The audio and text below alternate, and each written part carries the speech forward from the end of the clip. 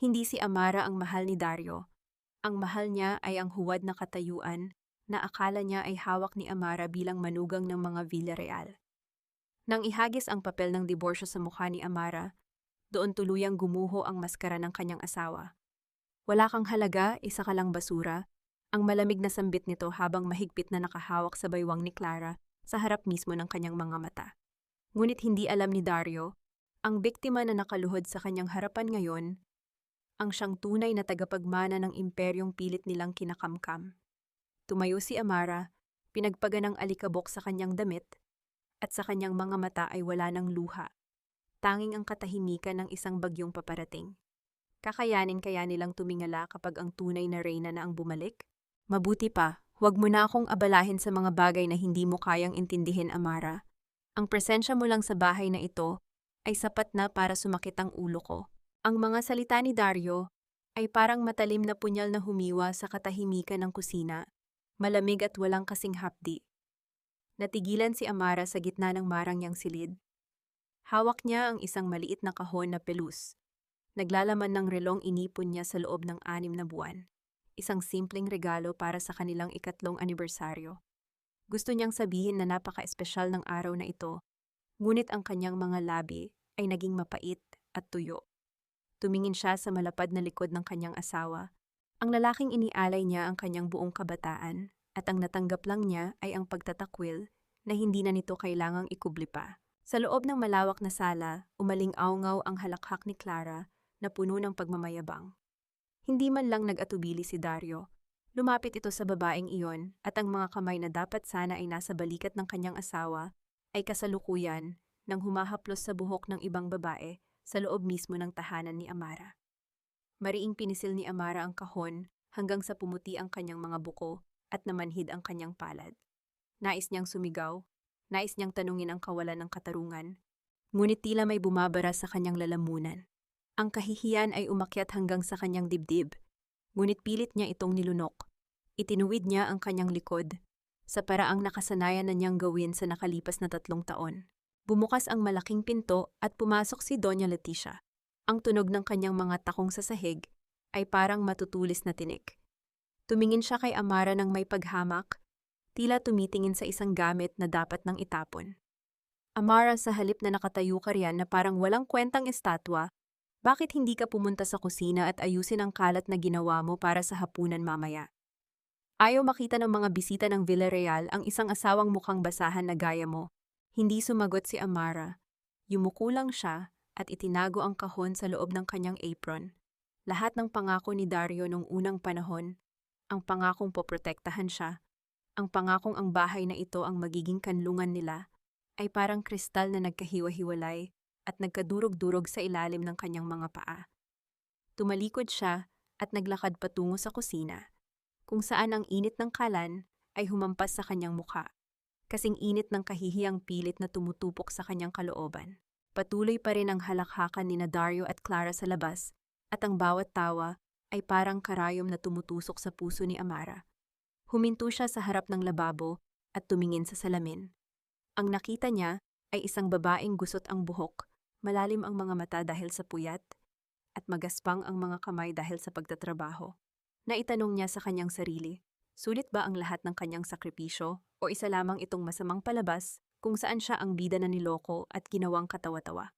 Sa gitna ng katahimikan ng kusina, isang tanong ang bumulong sa kaibuturan ng kanyang puso. Isang tanong na parang malamig na karayom na naghihintay ng sagot. Kung bukas ay wala na ako rito, mayroon bang tunay na masasaktan? O ang kasinungalingan lamang na ito ang tanging nag-uugnay sa aking buhay? Ang ulan sa labas ay tila walang balak tumigil, parang mga luha ng langit na nakikiramay sa pagkawasak ng kanyang mundo. Pinalayas si Amara ng mga security guard gaya ng isang magnanakaw.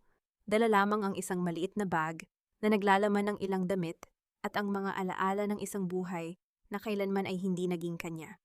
Bawat hakbang niya sa basa at madilim na kalsada ay isang pagpapatunay ng kanyang kawalan. Walang pera, walang tirahan, at higit sa lahat, walang pag-asang matatawag. Nanghihina ang kanyang mga binti. Sa bawat pagpatak ng ulan sa kanyang balikat, tila may bumubulong sa kanya na sumuko na lamang. Napaupo siya sa gilid ng isang abandonadong waiting shed. Yakap ang sarili upang labanan ang ginaw na tumatagos hanggang sa kanyang mga buto. Ang mga ilaw ng mga dumaraang sasakyan ay tila mga matang nakatingin sa kanya nang iinsulto sa kanyang pagkabigo. Amara, anak, ikaw ba yan? Isang pamilyar na boses ang nagpabalik sa kanyang diwa. Pag-angat ni Amara ng kanyang paningin, nakita niya si Nanay Rosa, ang matandang tagapagsilbi na siyang tanging nagmalasakit sa kanya noong mga panahong abala ang lahat sa pagmamalupit sa kanya. Hawak nito ang isang lumang payong na may mga butas na hindi sapat para protektahan silang dalawa mula sa malakas na buhos ng ulan. Hindi na napigilan ni Amara ang kanyang sarili. Sa bisig ng matanda, doon siya tuluyang bumigay. Ang mga luhang pilit niyang ikinubli sa loob ng 3 taon ay dumaloy na parang ilog. Hindi siya nagsalita. Hindi niya kailangang ipaliwanag ang nangyari. Alam ni Nanay Rosa ang lahat. Isinakay siya ng matanda sa isang lumang tricycle at dinala sa isang maliit na paupahan sa isang masikip na eskinita. Pagdating sa loob, amoy lumang kahoy at tuyong sampagita ang sumalubong sa kanya. Inabutan siya ni Nanay Rosa ng isang tasa ng mainit na salabat.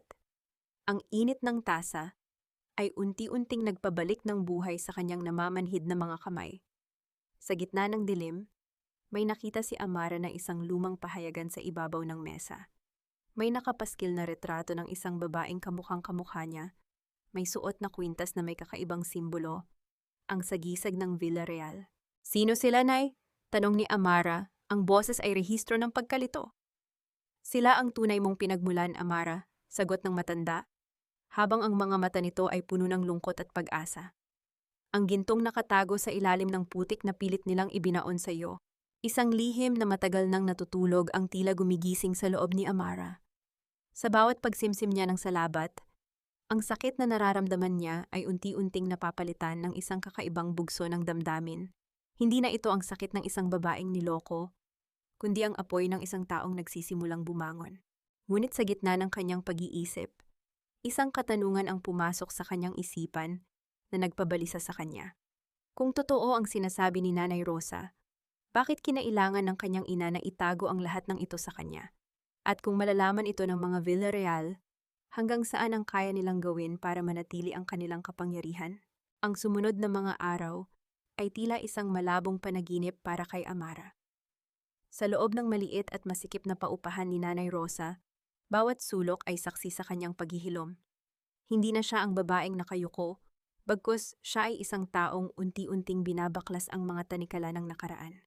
Sa ilalim ng kanyang unan, nakatago ang lumang pahayagang nagbibigay ng sagot sa mga tanong na dati ay hindi niya mabigyan ng kahulugan.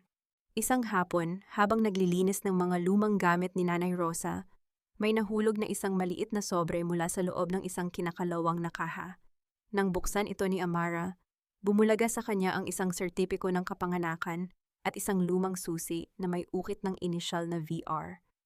Ang kanyang mga kamay ay bahagyang nanginig habang hinahaplos ang malamig na bakal ng susi.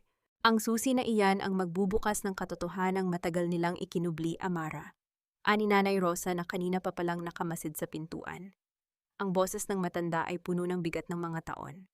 Bakit mo ito itinago sa akin, Nay? Bakit hinayaan niyo akong magdusa sa kamay nila kung alam niyo palang may karapatan ako? Mabulol na tanong ni Amara. Ang sakit at galit ay naghalo sa kanyang dibdib. Hindi lamang para sa kanyang sarili kundi para sa mga tao ng pang-aalipusta na dapat sana ay hindi na nangyari. Lumapit ang matanda at hinawakan ang kanyang mga kamay. Hindi sapat na malaman mo ang katotohanan, Amara. Kailangan mong maging handa. Ang mga Villarreal ay hindi basta-basta pamilya. Sila ay mga lobong nakasuot ng balat ng tupa. Kung lalaban ka ng walang sapat na armas, lalamunin ka nilang muli. Sa sandaling iyon, ang takot na dating bumabalot kay Amara ay unti-unting napalitan ng isang matalas na determinasyon. Tiningnan niya ang susi. Ito ay hindi lamang isang piraso ng metal. Ito ay isang pagkakataon. Isang pagkakataon upang bawiin ang kanyang dangal at panagutin ang mga taong nagturing sa kanya bilang basura. Habang papalubog ang araw, dinala ni Amara ang susi sa bintana. Hinahayaan ang huling sinag ng liwanag na tumama rito. Ang refleksyon ng liwanag ay tumama sa kanyang mga mata, na ngayon ay tila nagliliyab sa panibagong apoy. Alam niya na mula sa araw na ito, wala nang atrasan. Ang kanyang buhay bilang isang sunod-sunurang asawa ay patay na. Ngunit sa gitna ng kanyang plano, isang kaba ang biglang dumapo sa kanya. Paano kung sa paghahanap niya ng hustisya, mawala rin ang natitirang bait sa kanyang sarili? Paano kung ang kapangyarihan ay gawin din siyang katulad ng mga taong kinamumuhian niya? Ang paghahanap sa katotohanan ay hindi naging madali. Sa tulong ng lumang susi ni Nanay Rosa, natunton ni Amara ang isang tagong locker sa isang bangko sa sentro ng lungsod. Isang locker na nakapangalan sa kanyang yumaong ina. Sa loob nito, hindi lamang pera ang kanyang natagpuan, kundi ang mga dokumentong magpapatunay na ang lahat ng ari-arian ng mga Villarreal, kabilang ang mansyon kung saan siya dati nanirahan, ay orihinal na nakapangalan sa kanyang pamilya. Habang binabasa ni Amara ang bawat pahina, ang kanyang puso ay humahagupit. Ang lahat ng paghihirap, ang lahat ng pang-aalipusta ni Doña Leticia, at ang pagtataksil ni Dario, lahat pala ng iyon ay nakatuntong sa isang malaking kasinungalingan. Ninakaw nila ang lahat ng ito mula sa kanya. Hindi ko akalain na aabot sila sa ganitong kasukdulan, bulong ni Amara sa sarili, habang ang kanyang mga mata ay nananatiling matalim at walang kurap. Sa mga sumunod na araw, dumaan si Amara sa isang matinding pagbabago. Hindi na siya ang babaeng laging nakayuko. Sa tulong ng maliit na pondong nakuha niya, bumili siya ng maayos na damit. Hindi magarbo, ngunit malinis at kagalang-galang. Inayos niya ang kanyang buhok, pinatuwid ang kanyang tindig. Sa bawat pagtingin niya sa salamin, unti-unti niyang binubura ang Amara na martir at inilalabas ang Amara na handang bumawi. Isang gabi, dumalo siya sa isang charity gala kung saan alam niyang dadalurin ang mga Villarreal. Pagpasok pa lamang niya sa bulwagan, ramdam na niya ang mga matang nakatingin sa kanya. Ang ilan ay nagbubulungan, ang iba ay nagtataka kung bakit ang babaeng basahan na pinalayas ay tila isang marangal na binibini na ngayon. Nang makita niya si Dario sa malayo, kausap ang ilang mga investors, huminto ang mundo ni Amara. Kitang-kita niya ang pagbabago sa mukha ni Dario nang magtama ang kanilang mga paningin. Bahagyang natapon ang wine sa hawak nito, ang kanyang mukha ay nabahiran ng gulat at kaba. Lumapit si Amara, ang bawat hakbang ay puno ng tiwala sa sarili. Hindi siya nagtago. Tumayo siya sa harap ni Dario, ang kanyang ngiti ay hindi matamis, kundi puno ng misteryo. "Kumusta, Dario? Mukhang maayos ang takbo ng negosyo, ah." Ang boses ni Amara ay malamig, walang bahid ng galit, ngunit may dalang awtoridad. Si Dario, na tila nawalan ng boses, ay hindi makapagsalita. Ang mga kasama nitong investors ay nagtatanong kung sino ang babaeng ito na tila may malalim na koneksyon sa kanilang CEO. "Sino siya, Dario?" tanong ng isa sa mga investors. Bago pa man makasagot si Dario, sumingit si Doña Leticia, nakakarating lang, ang muka ay puno ng iritasyon. "Isang hamak na taong walang kinalaman sa ating mundo," matalim na sabi ng matanda. Ngunit tiningnan lang siya ni Amara ng diretso sa mata, ang ngiti ay mas lalong lumapad. "Sa mundo mo, Doña Leticia, o sa mundong ninakaw niyo sa akin?" Ang katahimikan sa paligid ay naging mabigat. Ang mga tao ay nagsimulang tumigil sa kanilang ginagawa, ang mga mata ay nakatuon sa kanila. Ang paghaharap na ito ay hindi lamang isang pagbati. Ito ang unang putok ng baril sa isang digmaang matagal nang itinakda. Ang gulat sa mukha ni Dario at Doña Leticia ay isang obra maestra na nais ni Amara na itago habang buhay. Ang bulwagan na kanina lamang ay puno ng masayang musika at halakhakan ay biglang naging isang lugar ng matinding tensyon. Ang mga mata ng mga bisita ay nagpapalipat-lipat sa pagitan ng pamilyang Villarreal at ng babaeng dati nilang inalipusta. "Anong ibig mong sabihin?" tanong ni Doña Leticia. Ang boses ay pilit na pinapakalma, ngunit bakas ang panginginig sa kanyang mga daliri na mahigpit na humahawak sa kanyang mamahaling handbag. Ngumiti si Amara, isang ngiting hindi umabot sa kanyang mga mata. "Doña Leticia, mukhang nakalimutan niyo na ang nakaraan dahil sa sobrang pagmamahal niyo sa gintong hindi naman talaga sa inyo." Tumingin siya sa paligid, sa mga taong tinitingala ang mga Villarreal bilang modelo ng tagumpay. Hindi ba dapat ay ipaalam natin sa lahat kung paano nagsimula ang tunay na kayamanan ng pamilyang ito? O baka naman ayaw niyong mabahiran ang inyong malinis na reputasyon? "Umalis ka rito, Amara, huwag kang mag-eskandalo!" Bulong ni Dario, ang boses ay puno ng takot. Hinawakan niya ang braso ni Amara, ngunit agad itong inilayo ng babae. Isang kilos na puno ng pagkamuhi. "Eskandalo?" tawa ni Amara, isang tunog na parang kristal na tumatama sa sahig. Ang tunay na eskandalo ay ang katotohanang nakabaon sa inyong mga kasinungalingan, Dario. At heto ang balita, ang katotohanan ay hindi nananatiling nakabaon. Palagi itong lumulutang. Hindi na naghintay si Amara ng sagot. Naglakad siya papalayo. Ang kanyang likod ay tuwid, at ang kanyang presensya ay nag-iwan ng isang malaking tanong sa isipan ng lahat ng nakakita. Alam niyang sa sandaling iyon, naghasik na siya ng pagdududa sa isip ng mga business partner ng Villarreal. Ang pagdududa ay parang langgam. Maliit ngunit kapag hinayaan, kaya nitong ubusin ang isang malaking puno mula sa loob. Paglabas ni Amara ng bulwagan, huminga siya ng malalim. Ang hangin ng gabi ay malamig, ngunit ang kanyang dugo ay kumukulo sa tagumpay. Alam niyang ito ay simula pa lamang. Sa loob ng kanyang bulsa, hinaplos niya ang kanyang cellphone kung saan nakatago ang mga ebidensyang unti-unti niyang ilalabas sa tamang pagkakataon. Ngunit habang naglalakad siya patungo sa kanyang sasakyan, isang itim na van ang huminto sa kanyang tabi. Hindi ito ang plano. Ang kaba ay muling bumalik sa kanyang dibdib. May mga taong nakasuot ng itim ang bumaba, at bago pa man siya makasigaw, isang panyo ang tumakip sa kanyang ilong at bibig. Ang lahat ay unti-unting dumilim. Ang amoy ng alikabok at lumang semento ang sumalubong sa diwa ni Amara nang magising siya.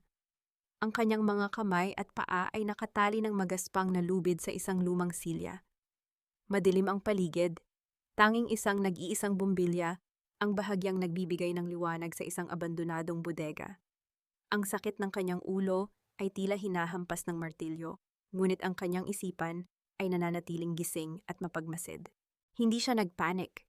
Sa halip, pinilit niyang pakalmahin ang kanyang paghinga. Alam niyang ito ang huling baraha ng mga Villarreal, ang dahas. Kapag ang isang tao ay gumagamit ng dahas, ibig sabihin ay wala na silang ibang argumentong magagamit. Sila ay takot. Bumukas ang pinto ng bodega na lumilikha ng isang matinis at nakakakilabot na tunog. Isang anino ang pumasok. Si Dario. Ang kanyang mukha ay hindi na ang mapagkunwaring asawa na nakilala niya. Ito ay ang mukha ng isang desperadong lalaki na handang gawin ang lahat para hindi gumuho ang kanyang mundo. Bakit mo ginagawa ito, Amara? Tanong ni Dario, ang kanyang boses ay nanginginig sa galit at takot. Bakit kailangan mong sirain ang lahat ng pinaghirapan ko? Hindi mo ba naisip na kahit paano, naging asawa kita? Tumawa si Amara, isang mahinang tawa na puno ng pait. Pinaghirapan mo? Dario, ang tanging pinaghirapan mo ay ang magnakaw ng buhay na hindi sayo. Huwag mong baluktutin ang katotohanan. Hindi ako ang sumisira sa pamilya nyo. Kayo ang sumira sa sarili nyo noong pinili nyo ang kasakiman kaysa sa dangal. Lumapit si Dario at hinawakan ng mahigpit ang baba ni Amara. Ibigay mo sa akin ang mga dokumentong hawak mo. Ibigay mo sa akin ang password ng account na iyon at papakawalan kita. Mabibigyan kita ng pera. Sapat para magsimula ng bagong buhay sa ibang bansa. Tiningnan siya ni Amara ng diretso sa mata, walang bahid ng takot. Ang presyo ng kalayaan ko ay hindi mababayaran ng pera nyo, Dario. At ang mga dokumentong iyon, hindi na lang sa akin ang kopya. Nakatakda na ang mga iyon na ipadala sa mga autoridad at sa media sakaling hindi ako makauwi ngayong gabi. Namutla si Dario. Ang bluff ni Amara ay tumama sa target. Nagsisinungaling ka, sigaw nito. Subukan mo, hamon ni Amara, ang boses ay matatag. Sige, saktan mo ako. Pumatay ka pa kung gusto mo. Pero tandaan mo, sa oras na mawala ako, magiging mitsa iyon ng inyong tuluyang pagkagunaw. Mas pipiliin ko pang mamatay kaysa maging bilanggo ng mga taong tulad nyo. Sa sandaling iyon, isang malakas na kalabog ang narinig mula sa labas. May mga taong sumisigaw. Ang pinto ng bodega ay muling bumukas, ngunit hindi na si Dario ang nakapasok. Isang pangkat ng mga lalaki ang sumugod. Hindi mga pulis, kundi mga taong mukhang mga profesional na tagapagtanggol. Ang mga tauhan ni Dario ay agad na napatigil. Hindi inaasahan ni Amara na may darating na saklolo. Sino ang nakakaalam kung nasaan siya? Ang kaguluhan sa loob ng bodega ay mabilis na natapos. Ang mga tauhan ni Dario ay walang nagawa kundi ang magsiurong nang harapin sila ng mga lalaking nakasuot ng itim, mga profesional na tila sanay sa ganitong uri ng labanan. Si Dario, na kanina ay nagahari-harian, ay naging putlang-putla. Ang kanyang mga tuhod ay tila malambot na kandila habang nakatingin sa mga estranghero. Hindi inaksaya ng mga tagapagligtas ang oras. Agad nilang kinalas ang mga tali ni Amara. Sa sandaling malaya na siya, isang lalaking nasa edad 40 ang lumapit. Ang kanyang mukha ay seryoso, may awtoridad, at ang kanyang mga mata ay pamilyar. Tila nakita na ito ni Amara sa mga lumang larawan ng pamilya ng kanyang ina. Pasensya na kung natagalan kami, Amara, ani ng lalaki. Ang kanyang boses ay malalim at kalmado. Ako si Attorney Salazar. Ako ang abogado ng iyong yumaong ina. Matagal na kaming naghahanap ng pagkakataon para lumapit sa iyo, ngunit kailangan naming siguraduhin na ikaw ay handa na. Napasinghap si Amara, hindi siya makapaniwala. Bakit ngayon lang? Bakit hinayaan niyo akong magdusa sa kamay nila? Dahil ang mga Villarreal ay may mga mata sa lahat ng dako, paliwanag ni Attorney Salazar habang inilalabas si Amara sa bodega, nilalampasan ang nakaluhod at nanginginig na si Dario. Kailangan naming maging maingat. Ang yaman ng mga Villarreal ay nakatayo sa isang pundasyon ng panlilinlang at ikaw ang tanging susi upang itumba ito. Habang nakasakay si Amara sa isang marangyang sasakyan, tumingin siya sa bintana.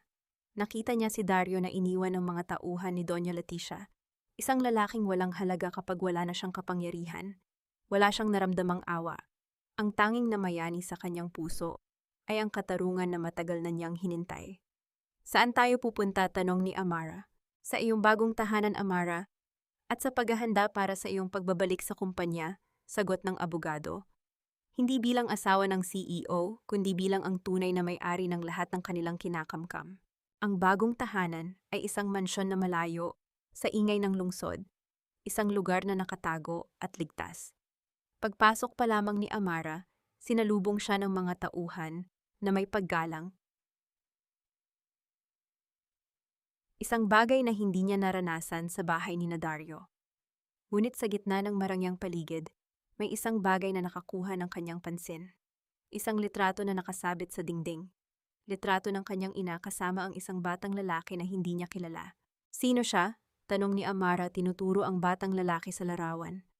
Siya ang iyong kapatid na matagal na nilang inilihim, sagot ni Attorney Salazar. Ang taong siyang magiging katuwang mo sa pagbawi sa lahat. Isang bagong misteryo ang bumukas. Hindi lang pala siya mag-isa. May kakampi pa siya sa loob ng delikadong mundong ito. Ngunit kung may kapatid siya, nasaan ito? At bakit hindi man lang ito nagpakita sa kanya noong siya ay naghihirap? Ang aksyon na itinuring na bagong kanlungan ni Amara ay hindi lamang isang gusali. Ito ay isang imbakan ng mga lihim. Bawat silid ay tila nagkukwento ng nakaraang pilit na ibinaon ng pamilyang Villarreal. Habang naglalakad si Amara sa mahahabang pasilyo, nararamdaman niya ang presensya ng kanyang ina, isang babaeng matapang na hindi niya lubos na nakilala. Ang iyong kapatid na si Julian, panimula ni Attorney Salazar, habang inilalatag ang mga file sa harap ni Amara, ay inilayo sa atin noong siya ay bata pa lamang. Pinaniwala nila ang publiko na siya ay pumanaw na, ngunit ang katotohanan, siya ay ipinadala sa ibang bansa upang hindi maging banta sa kanilang pag-angkin sa kumpanya. Binuksan ni Amara ang isang folder. Ang mga larawan ni Julian ay nagpakita ng isang lalaking may matatalim na mata, mga matang puno ng pait at determinasyong maghiganti. Hindi siya isang mahinang bata. Siya ay isang taong hinubog ng pagtataksil ng sarili niyang mga kamag-anak. Bakit hindi siya lumaban noon pa? Tanong ni Amara, habang hinahaplos ang mukha ng kapatid sa larawan. Dahil wala siyang sapat na suporta. Ngunit ngayon, Amara, nandito ka na, sagot ng abogado. Kailangan kayong magtagpo. Si Julian ang may hawak ng mga teknikal na ebidensya sa maling paggamit ng pondo ng Villarreal, habang ikaw ang may legal na karapatan bilang tagapagmana. Isang tawag ang dumating sa cellphone ni Amara, isang numerong hindi rehistrado. Nang sagutin niya ito, isang boses na malamig at pamilyar ang bumungad sa kanya. Amara, huwag kang magtitiwala sa kahit sino sa mansyong iyon, maliban sa sarili mong anino. Nagulat si Amara. Julian? Magkikita tayo sa lugar kung saan nagsimula ang lahat. Sa lumang hardin ng mansyon ng mga Villarreal. Huwag kang magsasama ng kahit sino. Putol ng boses sa kabilang linya. Ang puso ni Amara ay tumibok ng mabilis. Ang pagpunta sa mansyon ng mga Villarreal ay isang pagpapakamatay, ngunit ito rin ang tanging paraan upang makita ang kanyang kapatid. Sa gabing iyon, sa ilalim ng liwanag ng buwan, naglakad si Amara patungo sa lugar na dati niyang tinawag na tahanan. Ang mga damo sa hardin ay matataas na, at ang fountain na dati ay umaagos ay tuyot na at puno ng mga tuyong dahon. Habang naghihintay siya, isang figura ang lumabas mula sa dilim. Isang lalaking nakasuot ng itim na Amerikana. Ang kanyang mukha ay bahagyang natatakpan ng anino. Nang humarap ito, nakita ni Amara ang bakas ng kanyang ina sa mga mata nito. Amara, tawag ng lalaki. Julian? Ngunit bago pa sila makapag-usap ng masinsinan, may narinig silang mga yabag ng paa mula sa malapit. Mga tauhan ni Doña Leticia. Sila ay natunton. Tumatakbo ka na! Sigaw ni Julian, hinahawakan ang braso ni Amara. Hindi pa tayo maaaring mahuli ngayon. Ang susunod nating pagkikita ay dapat sa oras na wala na silang matatakbuhan. Sa gitna ng pagtakas, nakita ni Amara ang isang figura sa bintana ng mansyon. Si Dario. Nakatingin ito sa kanila, hindi sa galit, kundi sa isang mukhang puno ng pagsisisi at pagkalito. Mabilis na hinila ni Julian si Amara patungo sa likod ng mga matatandang puno ng nara, kung saan ang anino ay sapat upang ikubli sila mula sa mga flashlight ng mga tauhan ni Doña Leticia. Ang mga yabag ay papalapit, ang mga boses ay puno ng galit at pagbabanta. Dito, bulong ni Julian. Binuksan niya ang isang nakatagong pintuan sa ilalim ng lumang trellis na dati ay natatakpan ng makakapal na baging. Ito ay isang lagusan na hindi alam ng sino man, maliban sa mga tunay na tagapagtatag ng mansyon. Pagkapasok nila, ang hangin ay sariwa ngunit puno ng amoy ng kasaysayan. Huminto si Julian at humarap kay Amara. Sa malapit na distansya, mas malinaw na nakita ni Amara ang wangis ng kanilang ina sa mukha ng kapatid. Ang matapang na tindig at ang matatalas na mata na tila nakakabasa ng kaluluwa. Bakit mo ako tinatawag na hindi dapat magtiwala sa kanila? Hingal na tanong ni Amara, tinutukoy ang abogado. Si Attorney Salazar ay matalino, ngunit siya ay may sariling agenda. Sagot ni Julian, ang kanyang boses ay seryoso. Hindi lahat ng lumalapit sa atin ay kakampi. Ang mga Villarreal ay naghasik ng takot sa loob ng 2 dekada, at maraming tao ang naghihintay ng pagkakataon para makinabang sa gulo. Huwag kang magtiwala ng buo, kahit sa akin. Naramdaman ni Amara ang bigat ng mga salita ni Julian. Ang mundong kanyang kinagagalawan ay hindi na lamang itim at puti. Ito ay puno ng mga kulay abo na lihim. Ano ang plano natin, Julian? Kinuha ni Julian ang isang maliit na memory card mula sa kanyang bulsa. Ito ang lahat ng records ng illegal na transaksyon ni Doña Leticia. Mga dokumentong magpapatunay na ang kumpanya ay unti-unting kinakain ng utang dahil sa kanilang luho. Sa susunod na board meeting, ilalabas natin ito. Doon sila babagsak. Ngunit si Dario, ano ang papel niya sa lahat ng ito? Tanong ni Amara, ang pangalan ng dating asawa, ay parang isang tinik na laging sumasakit sa kanyang lalamunan. Tumingin si Julian kay Amara ng may pag-aalinlangan. Si Dario ay hindi lang basta sunod-sunuran. Siya ang taong ginamit nila para iligaw ka, ngunit ngayon, nagsisimula na siyang mabulag sa sarili niyang mga pagkakamali. Siya ang pinakamahina sa kanila, Amara, at ang kahinaan ang kadalasang unang bumibigay.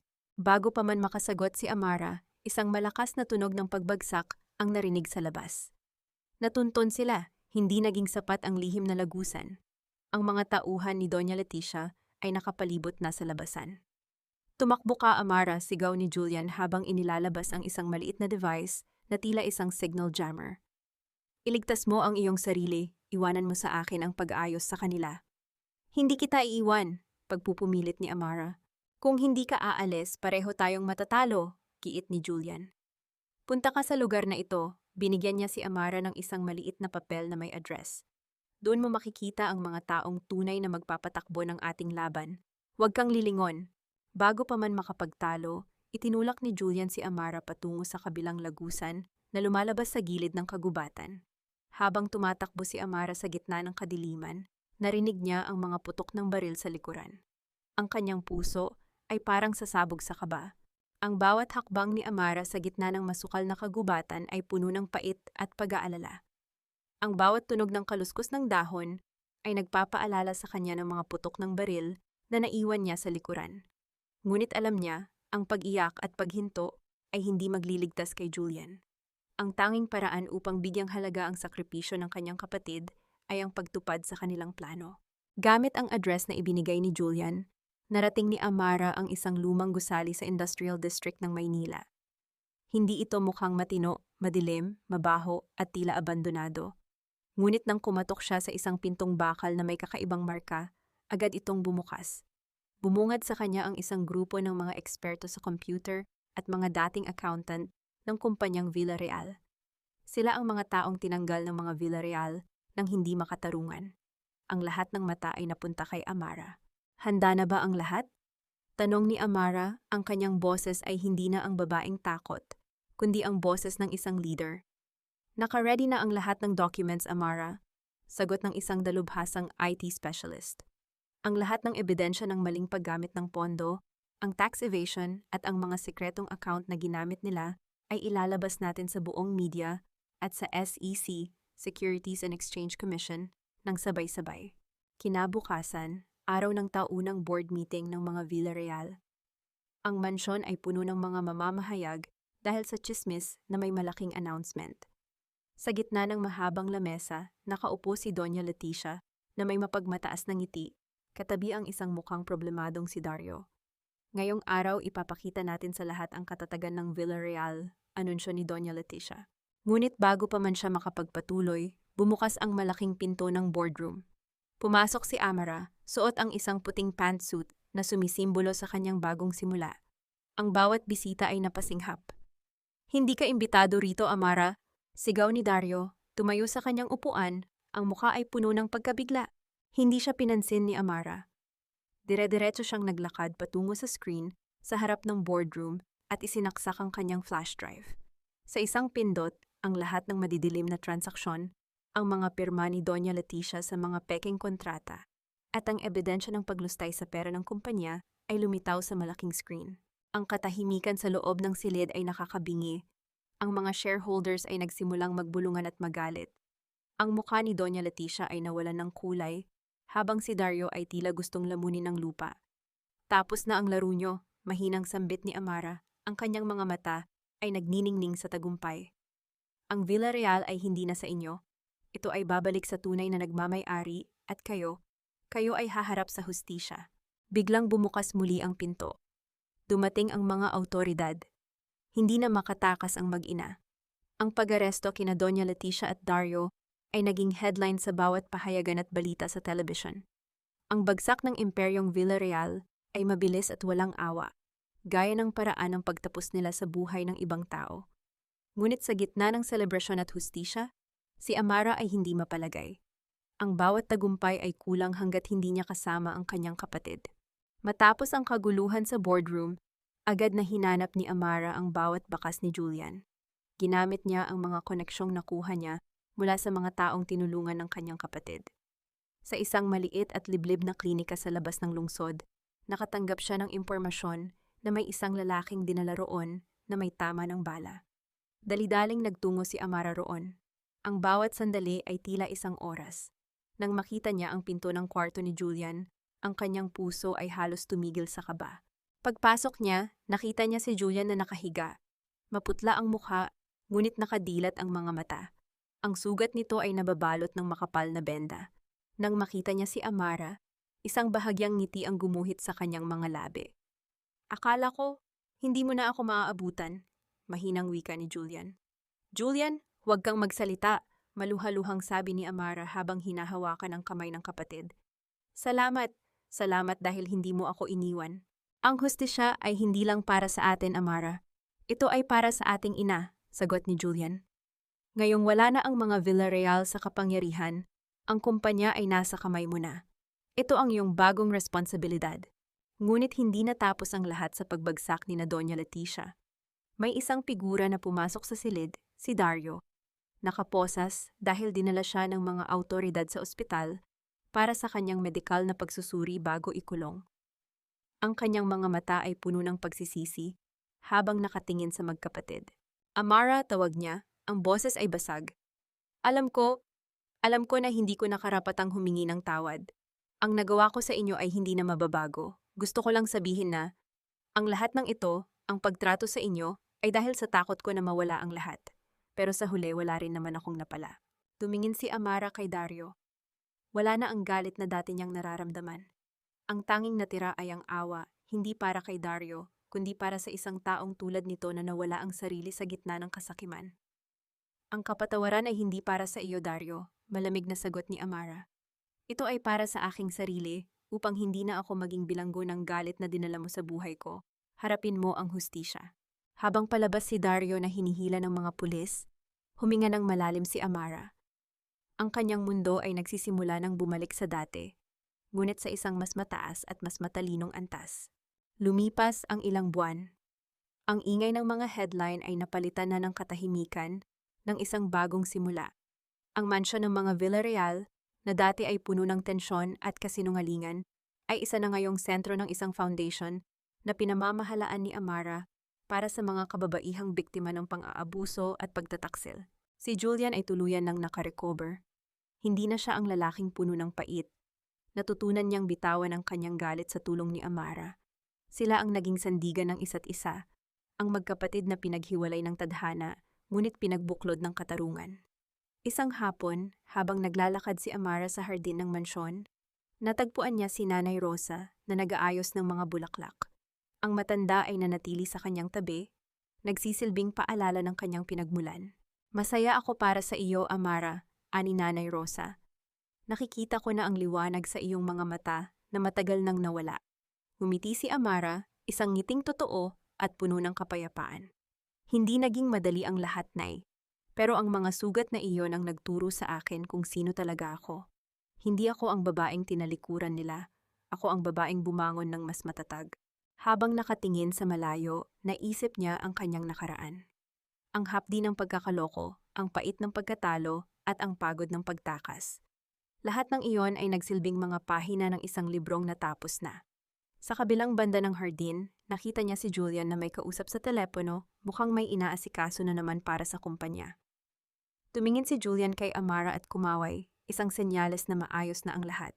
Subalit sa gitna ng katahimikan, may isang liham na dumating sa pintuan. Mula ito sa bilangguan. Mula kay Doña Leticia. Hindi ito isang pagbabanta, kundi isang maikling nota na nakasulat sa isang kupas na papel.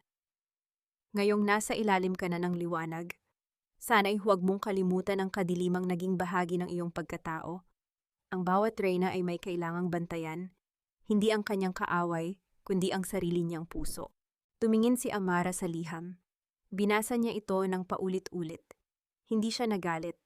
Sa halip, natanto niya ang katotohanan sa likod ng mga salita ng matanda. Ang tunay na pagsubok ay hindi ang pagpapakulong sa kanila, kundi ang pagpapanatili ng kabutihan sa gitna ng tagumpay. Sa paglipas ng panahon, ang buhay ni Amara ay tila isang payapang dagat. Ngunit sa likod ng katahimikang ito, isang bagong hamon ang sumulpot. Hindi mula sa mga kaaway, kundi mula sa isang taong hindi niya inaasahang lalapit muli. Isang lalaking nagngangalang Miguel, isang arkitekto na nagtrabaho sa renovation ng mansyon. Hindi siya tulad ni Dario na mapagkunwari, at hindi rin siya tulad ni Julian na puno ng paghihigante. Si Miguel ay tahimik, matiyaga, at nakikita niya ang tunay na Amara, hindi ang tagapagmana ng Villarreal, kundi ang babaeng mahilig sa mga simpleng bulaklak sa hardin. Isang hapon, habang nagkakape sila sa ilalim ng puno ng nara, tinanong ni Miguel, Amara, bakit hanggang ngayon ang mga pader ng mansyong ito ay puno pa rin ng mga bakanting frame? Hindi mo ba gustong lagyan ito ng mga alaala? Napatigil si Amara. Ang kanyang mga pader ay simbolo ng kanyang pag-iingat. Siguro dahil natatakot akong muling mawala ang mga ilalagay ko roon, sagot niya ng may lungkot. Ang mga alaala ay hindi nawawala, Amara. Nagbabago lang sila ng hugis. Malambing na wika ni Miguel. Hindi mo kailangang maging reyna sa lahat ng oras. Minsan kailangan mo lang maging tao. Sa mga sumunod na linggo, unti-unting napalambot ni Miguel ang puso ni Amara. Sa bawat pagtulong nito sa pag-aayos ng foundation, sa bawat oras na nakikinig ito sa kanyang mga karanasan, naramdaman ni Amara ang isang bagay na matagal na niyang kinalimutan. Ang pakiramdam na siya ay pinahahalagahan ng walang hinihintay na kapalit. Ngunit ang pagbabagong ito ay hindi nakalampas sa mata ng iba. May mga taong nag-aakala na si Miguel ay may planong samantalahin ang yaman ni Amara. Isang araw binigyan siya ng babala ni Julian. Amara, mag-iingat ka. Hindi natin alam ang buong pagkatao ni Miguel. Baka isa lang siyang galamay ng mga dating kaaway na gustong pumasok sa buhay mo, babala ng kapatid. Naramdaman ni Amara ang matinding pagtatalo sa kanyang isipan. Pag-ibig o pag-iingat, puso o isip. Ang pagdududa ni Julian ay naging mitya ng matinding tensyon sa loob ng mansyon. Sinimulan ni Amara na pagmasdan ang bawat kilos ni Miguel, hindi dahil sa hinala, kundi dahil sa pangambang baka tama ang kanyang kapatid. Sa bawat pagngiti ni Miguel, sa bawat paghawak nito sa kanyang kamay, sinusubukan ni Amara na hanapin ang motibong nakatago, ang agenda na kinatatakutan ni Julian. Isang gabi, may natanggap na impormasyon ang kampo ni Julian. May isang malaking transaksyon na naganap sa bank account ni Miguel na konektado sa isang shell company na dati ring ginamit ng mga Villarreal. Sabi ko na nga ba, galit na wika ni Julian habang ipinapakita ang report kay Amara.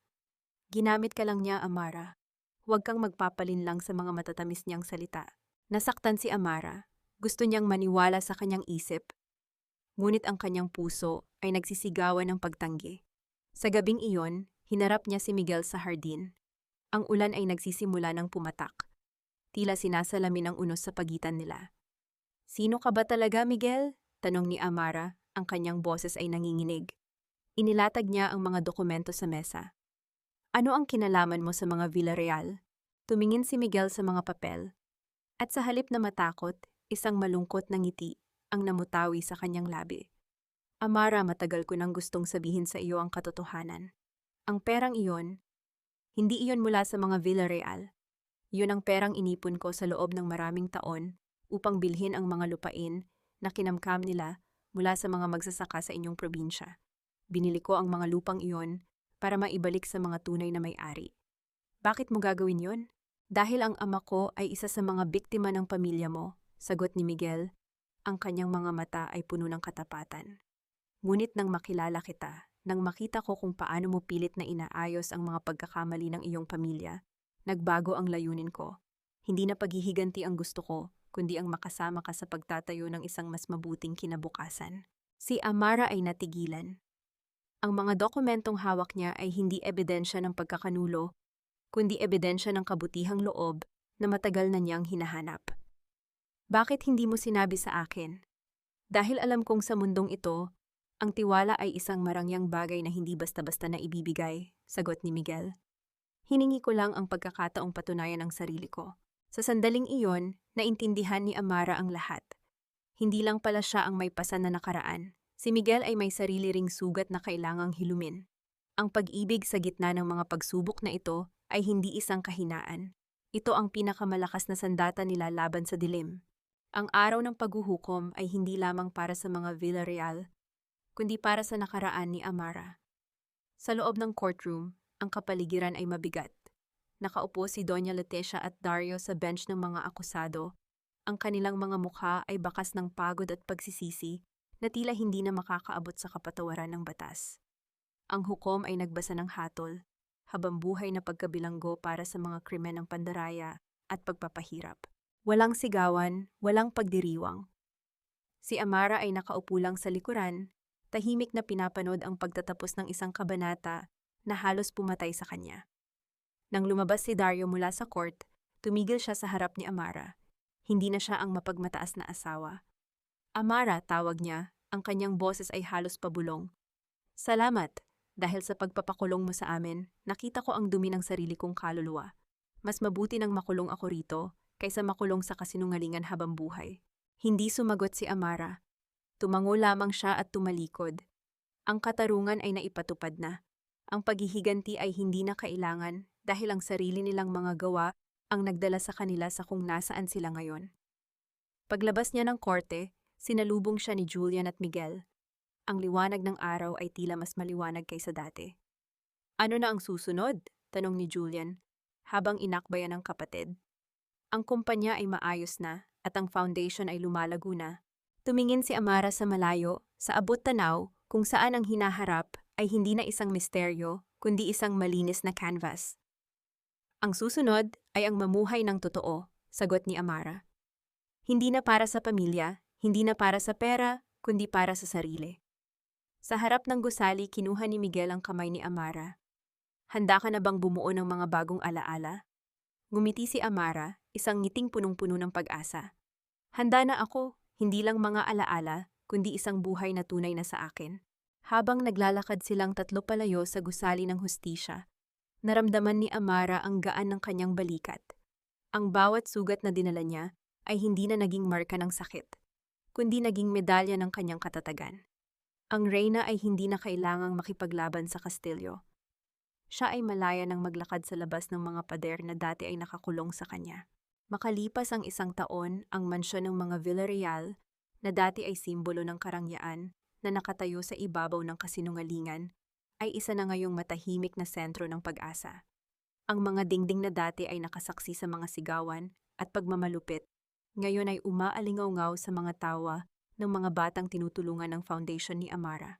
Sa isang maaliwalas na umaga, nakatayo si Amara sa harap ng puntod ng kanyang ina. Dinalhan niya ito ng mga sariwang puting rosas, ang paborito nito. "Nay, nagtagumpay tayo," bulong ni Amara, habang hinahaplos ang lapida. Hindi sa pamamagitan ng pagiging katulad nila, kundi sa pagpili ng kabutihan. "Napatawad ko na sila, hindi dahil karapat-dapat sila, kundi dahil karapat-dapat akong maging malaya." Pagtalikod niya, nakita niya si Julian na naghihintay sa malapit, kasama ang isang batang babae na isa sa mga beneficiaries ng kanilang foundation. Nagbago ang hitsura ng kanyang kapatid. Ang pait sa kanyang mga mata ay napalitan ng liwanag at layunin. Sa kabilang banda, palapit si Miguel, may bitbit na basket ng pagkain para sa isang simpleng picnic sa damuhan. Walang luho, walang tensyon, walang mga sekretong nakabaon. Ang tanging naroon ay ang simpleng katotohanan ng buhay na hinubog ng pagmamahal.